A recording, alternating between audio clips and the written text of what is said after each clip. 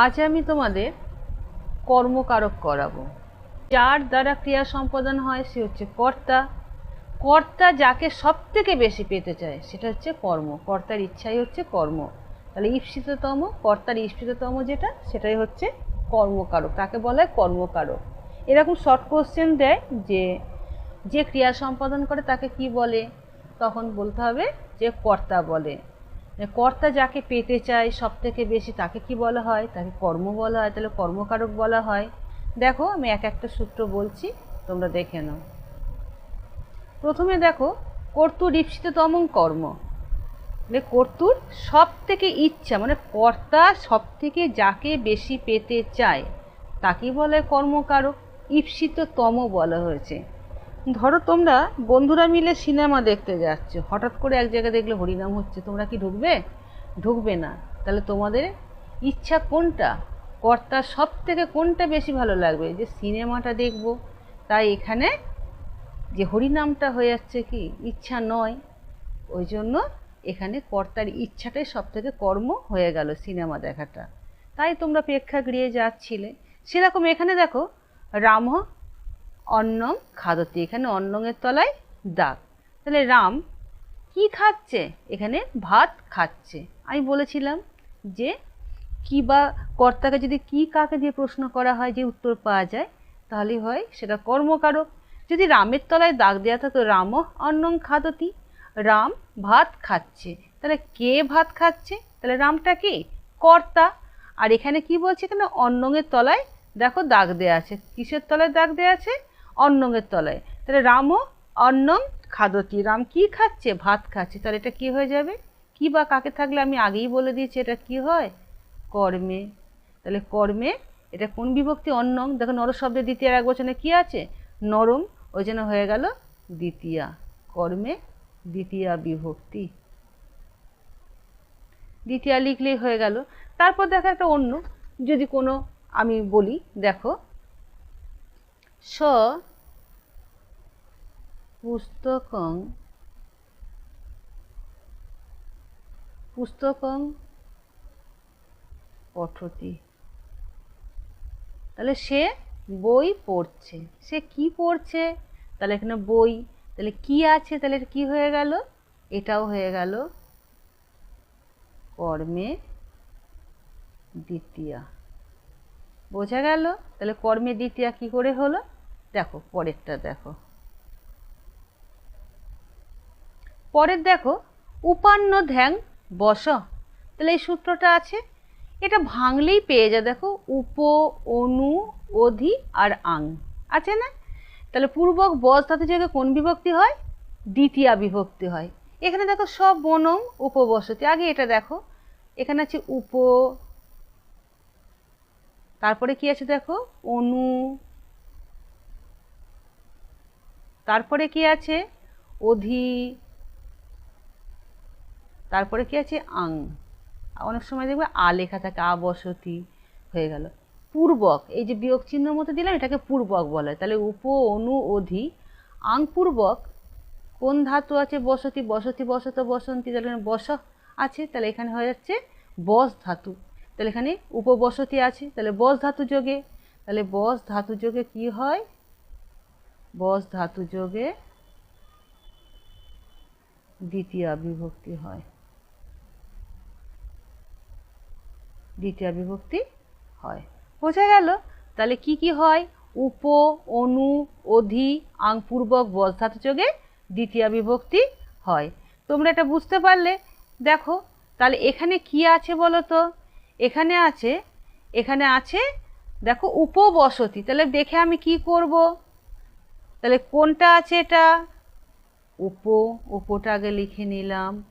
উপপূর্বক আমি কি বলেছি, বিয়োগ চিহ্ন, বসতি বসত বসতি, তাহলে বস ধাতুর রূপ আমরা জানি। তাহলে বস কি যোগে, এটা ধাতু যোগে, তাহলে বস ধাতু যোগে কি হয়ে গেল, দ্বিতীয়া হয়ে গেল। বোঝা গেছে? এইবার দেখো, যদি এটা উপবসতি আছে, তো উপবসতি না থেকে এটা যদি কি হতো, যদি অনুবসতি হতো, কি লিখতাম, কিছুই নয়, একই ব্যাপার হতো, তাহলে অনুপূর্বক হয়ে যেত। বুঝতে পারলে? অনুপূর্বক এটা বস ধাতু হয়ে যেত। আর যদি অধি থাকতো তাহলে কি করতে, দেখো অধি থাকলে, অধিবসতি থাকলে আমরা কি লিখতাম? যদি অধিবসতি থাকতো তাহলে কি লিখতাম? একই হতো, অধিপূর্বক, তাহলে এটা কি হয়ে যেত? বস ধাতু যোগে, তাহলে অধিপূর্বক বস ধাতু যোগে দ্বিতীয়া হতো।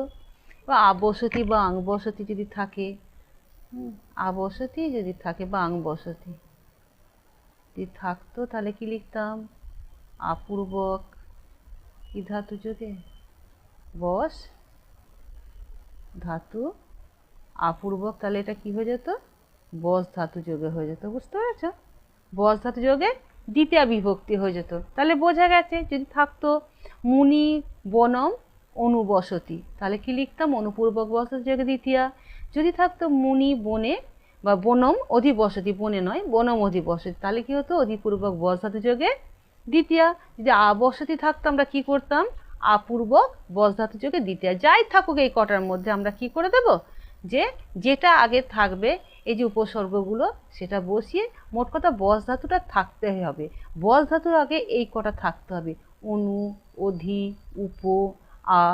এবার উপবসতির জায়গায় একটা ফারাক আছে, সেটা আমি পরে সূত্রতে বোঝাচ্ছি। দেখো, অভুক্তস্য ন স বনে উপবসতি, এখানে বনের তলায় দাগ আছে। তাহলে আমরা আগে করেছিলাম, দেখো সব বনম উপবসতি, মানে সে বনে বাস করছে। যখন দেখবে এটা দ্বিতীয় বিভক্তি নেই বনং, তার মানে এখানে সপ্তমী বিভক্তি যখনই থাকবে, দেখো নর শব্দ সপ্তমীর এক বচনে কি আছে? নরে। তাহলে বনে, তাহলে এখানে যখনই সপ্তমী বিভক্তি থাকবে তখন এটা বাস করা অর্থ বোঝাবে না, এখানে হয়ে যাবে উপোস করা, না খাওয়া। তাহলে দেখছি না অভুক্তস্য না, তাহলে উপবাস অর্থে এটা হয়ে যাবে উপবাস অর্থে, উপবাস অর্থে সপ্তমী। এখনই যদি থাকে, দেখো মাতা বনম, বনম লিখবো না, কেমন লাগছে, আমরা বরং লিখি বনম না লিখে লিখি মাতা গৃহম, গৃহম উপবসতি। দেখো গৃহম আছে, এখানে কি আছে? গৃহম আছে, গৃহমের তলায় দাগ দিলাম। তাহলে মাতা গৃহম উপবসতি, তাহলে মা গৃহে কি করছে? বাস করছে। দেখো এখানে গৃহম দ্বিতীয় বিভক্তি আছে, তখন আমরা কি লিখে দেবো? উপপূর্বক, আমরা আগেই করেছি, বস ধাতু যোগে কি লিখবো? দ্বিতীয়া। বস ধাতু যোগে দ্বিতীয়া লিখে দিলাম। বোঝা গেল? এইবার দেখো আমি একটু পাল্টে দিচ্ছি, এটাকে আমি মুছে দিলাম। দেখো এবার আমি গৃহমটা কেটে দিলাম, দিয়ে এখানে কি করলাম? গৃহমটা কেটে দিয়ে দেখো এখানে গৃহে করে দিলাম, হলো? দাগ দিয়ে দিলাম। তাহলে মাতা গৃহে উপবসতি। এবার কি হবে? দেখো দ্বিতীয় বিভক্তি নেই, মানেই মা এবার না খেয়ে বসে আছে, উপোস করা বোঝাচ্ছে। তাহলে মাতা গৃহে উপবসতি, তাহলে এটা কি হয়ে গেল? উপবাস অর্থে,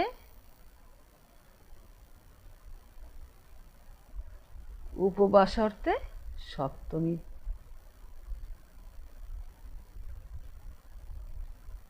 বোঝা গেল?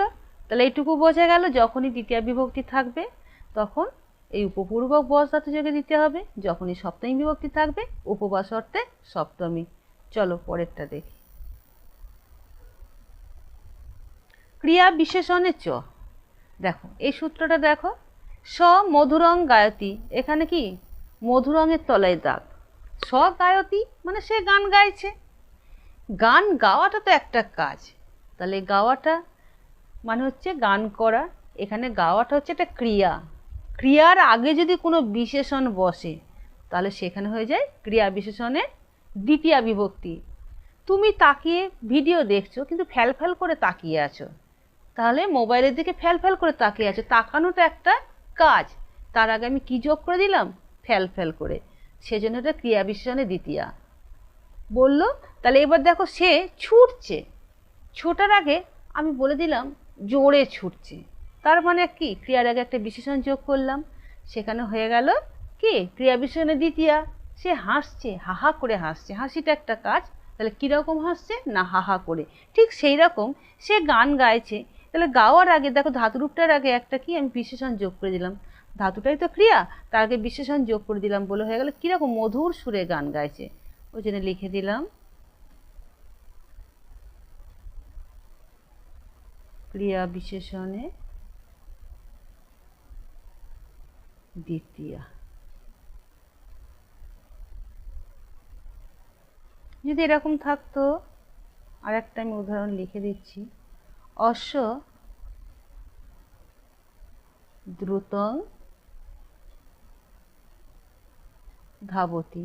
দেখো ঘোড়াটা ছুটছে, ঘোড়াটা ছুটছে, কীরকম ছুটছে না খুব জোরে ছুটছে, তাহলে ছোটাটা একটা কাজ, তার আগে আমি কি করে দিলাম দ্রুতং, ওই জন্য হয়ে গেল এটাও ক্রিয়া বিশেষণে দ্বিতীয়া।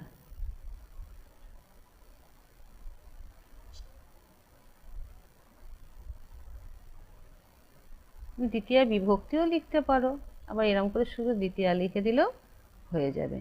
বোঝা গেছে? তাহলে পরেরটা দেখো,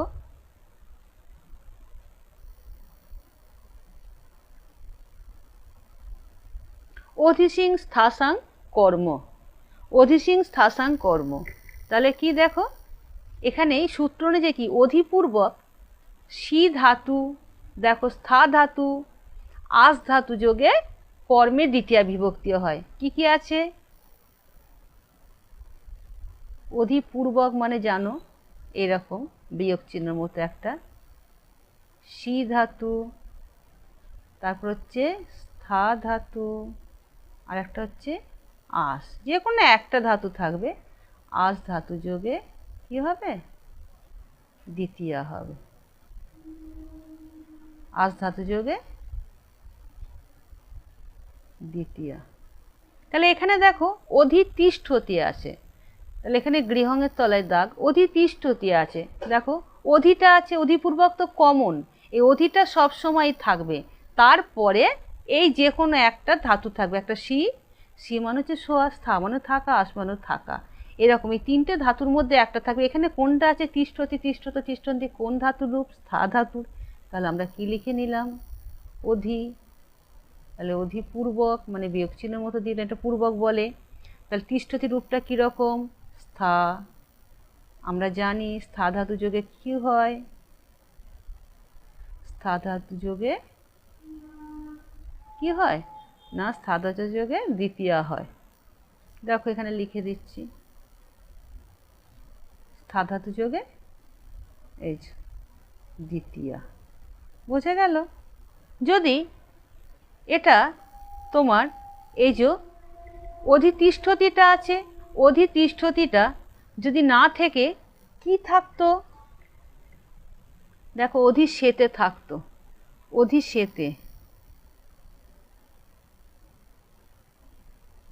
অধিশেতে থাকতো, তাহলে আমি কি লিখতাম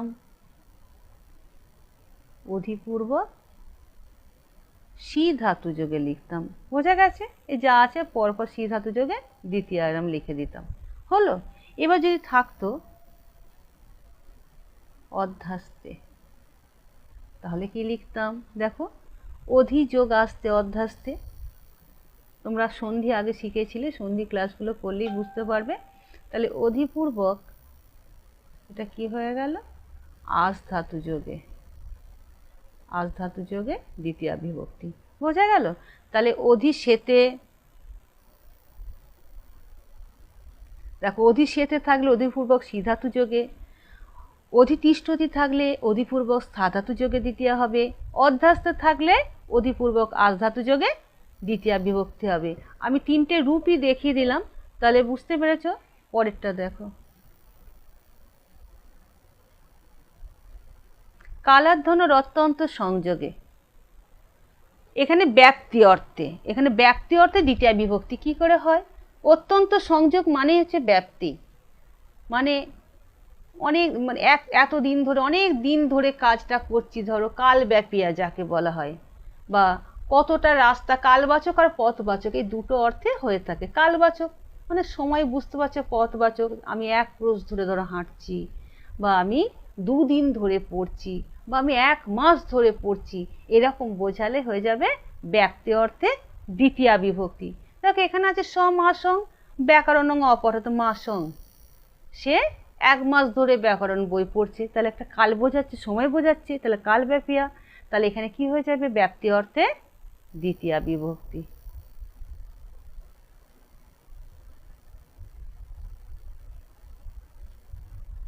ব্যক্তি অর্থে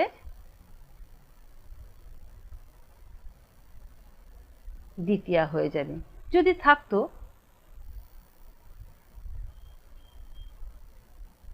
ক্রোশং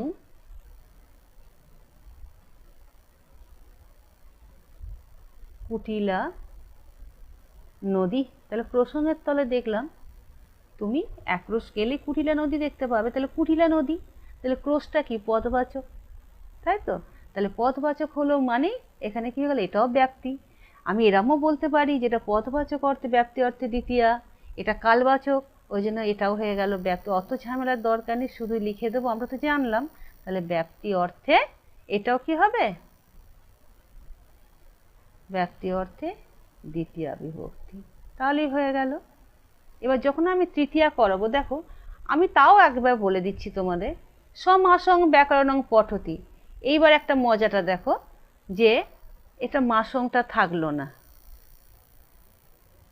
এটা মাসং যদি না থাকে, এই একটাই থাকবে, আমি করে দিলাম এটা মাসেন,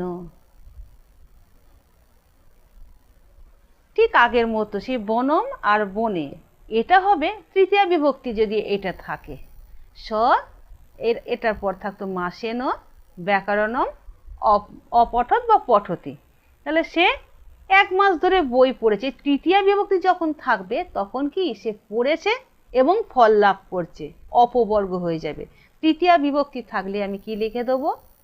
অপবর্গে তৃতীয়া, অপবর্গে তৃতীয়া বিভক্তি। বোঝা গেল? তাহলে ব্যক্তি অর্থে কখন হচ্ছে দ্বিতীয়া? ব্যক্তি যখন হচ্ছে যে দ্বিতীয়া বিভক্তি থাকছে, পদবাচক আর কালবাচক অর্থে কি হয়ে যাচ্ছে? তখন দ্বিতীয়া বিভক্তি হয়ে যাচ্ছে। যেই দ্বিতীয়া বিভক্তিটা তৃতীয়া বিভক্তিতে রূপান্তরিত হচ্ছে, তখন বোঝা যাচ্ছে সে বই পড়েছে, ফল লাভ করেছে, সেই জন্য এটা হয়ে যাচ্ছে অপবর্গে তৃতীয়া বিভক্তি। বুঝতে পেরেছ? পরেরটা দেখো,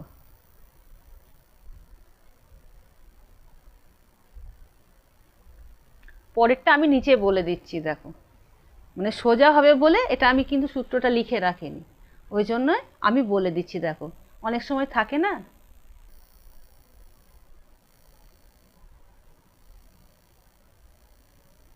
রিতে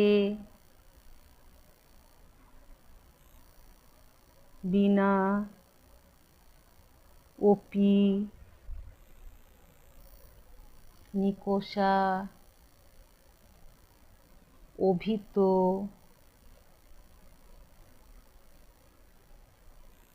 পরিত,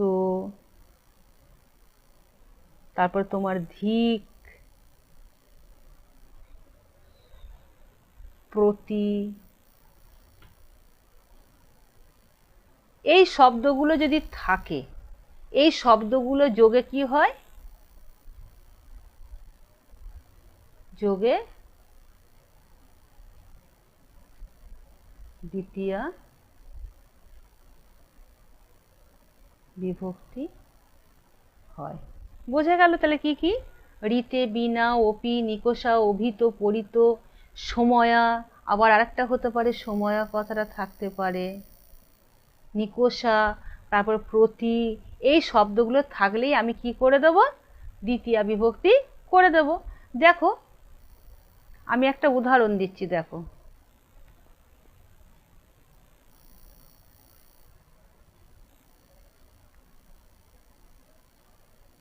গ্রামং